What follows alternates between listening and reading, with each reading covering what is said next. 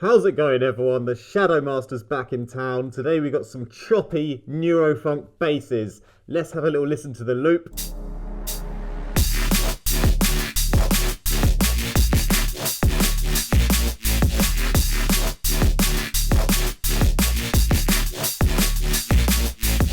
Now, I just whipped up this quick patch in Vital this morning, and I'm going to show you exactly how I made it. We've called it the Chumpy Flow, and it's a combination of two LFO movements, and I'm going to show you exactly the wavetables I used and how we get this final bass sound here.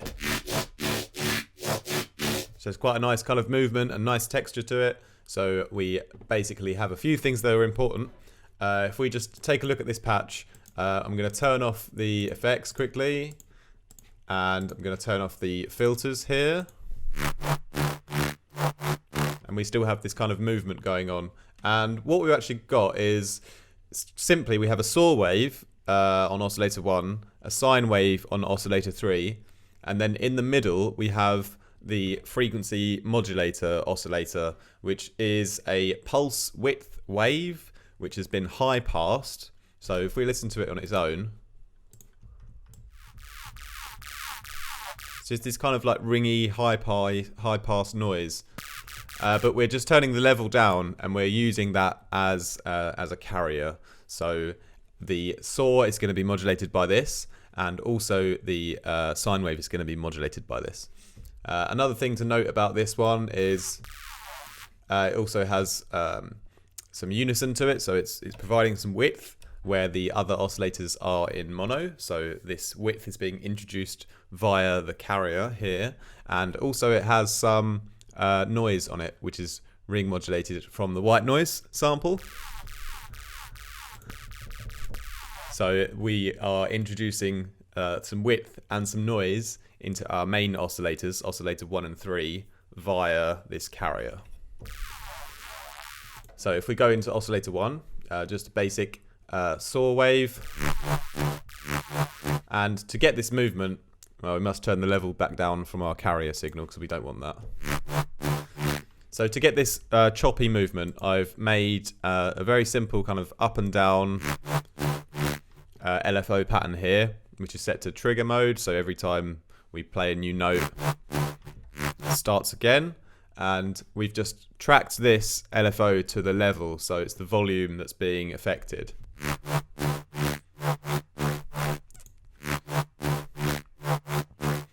And then similarly, we've got the same thing going on with our sine wave here, which is an octave lower.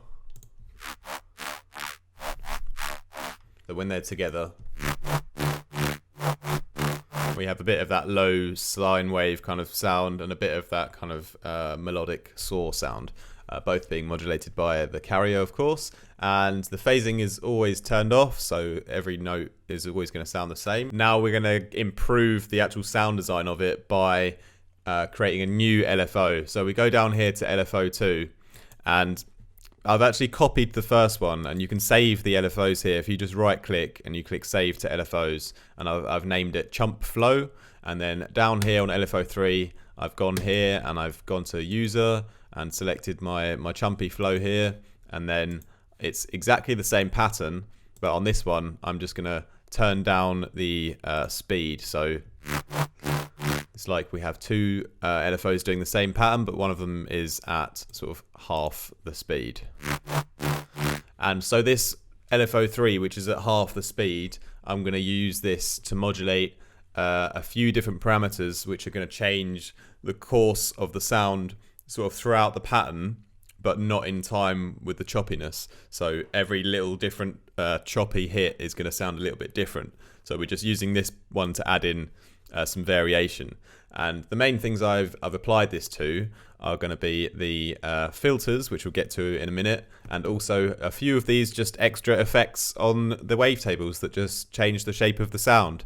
So the actual amount of high pass here, apply a small adjustment there, and also on this random amplitude mode on the saw wave. So So every so often the saw wave goes a bit sort of more spectral sounding, so it's not always completely exact like basic saw. So yeah, these small kind of sound design differences just provide the opportunity for a bit of variation, I suppose. And then we go into our filter section here where things start to get a little bit nicer. And again, I'm just using the phaser positive mode just to like boost these low end resonances and provide, you know, a bit more of an interesting kind of low end to the sound. And this again is just mapped to our second, our LFO3 here, which is, you know, providing those variations throughout the course of the pattern. If that makes any sense. I just bit my tongue. All right. Ow. Same with filter 2, done the exact same thing again, but I've just sort of slightly tweaked the filter and the position so we kind of have these two different filters working together. It just kind of enhances the complexity of that kind of filter movement down there. And then if we really turn things a lot more interesting with the chorus, we get this nice extra width. Also a bonus tip, what I've done here on the LFOs is on this LFO3 here, this is quite, it's on the LFO2. Oh god. So I've changed the stereo on, yes, so okay, on LFO3, which is the sort of variation LFO, we also have a bit of stereo modulation going on here, which is being triggered by LFO2. So occasionally on this variation LFO, there's a bit of sort of left and right panning going on in this effect section here. It just creates a bit more of an interesting stereo texture to the sound. I've done it on a very, very small amount because if I go really hard, it's going to like sort of really sort of flam the sound around a bit too much, and it's going to lose a bit of coherence. But just a little bit, just going to create a bit of excitement in the kind of stereo movement of the sound. So it's definitely a cool little thing to play with. Then we just go into distortion, sort of gel things together, and then a little bit of flanger on the variation LFO. So it's just, you know, just bringing in a little bit of mix. It's barely noticeable, but it just creates a little bit of difference. And then, finally, we finish with a tiny bit of reverb, just to kind of make it a little bit more natural. And that's basically the Chumpy Flow patch, which is going to be in my new preset pack, which should be out this week. And if we quickly have a little listen to the loop again.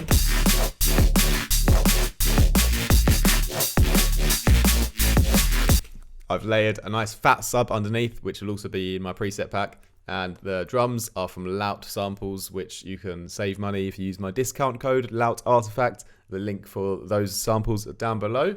And a couple of other tips for this Chumpy Flow post-processing. I've then gone on to take out a lot of stereo information in the low end, which is really important because I've done this kind of a lot of stereo effects and things. So there's like a lot of stereo in the like sub area, which we don't want. So I'm taking all of that out. And again, same thing, taking out just more low end, you know, in the mono to give space for the sub to also go along with the bass line, because we don't want to clash with our low end too much here. So together and with our drum break, we already have quite a nice impactful movement with just three like layers, one break, one mid bass and one sub, and that's like barely scratching the surface of how you would make this into a tune. So I hope you enjoyed that tutorial. As always, feel free to check out my website if you want to support. I've got lots of cool merchandise on there. My presets will be on there very soon as well. And also, if you want to be like at the forefront of everything that I do, subscribe to my Patreon. We have a Discord group. We chat like pretty much every day, and I always upload all my newest music and newest presets to there like straight away, so you always get them first thing. I teach music production as well, like during the week pretty much every day, so if you want to have some lessons, there are a few spots left. Happy to help you improve your sound if you want to learn with me. And yeah, have a wonderful day.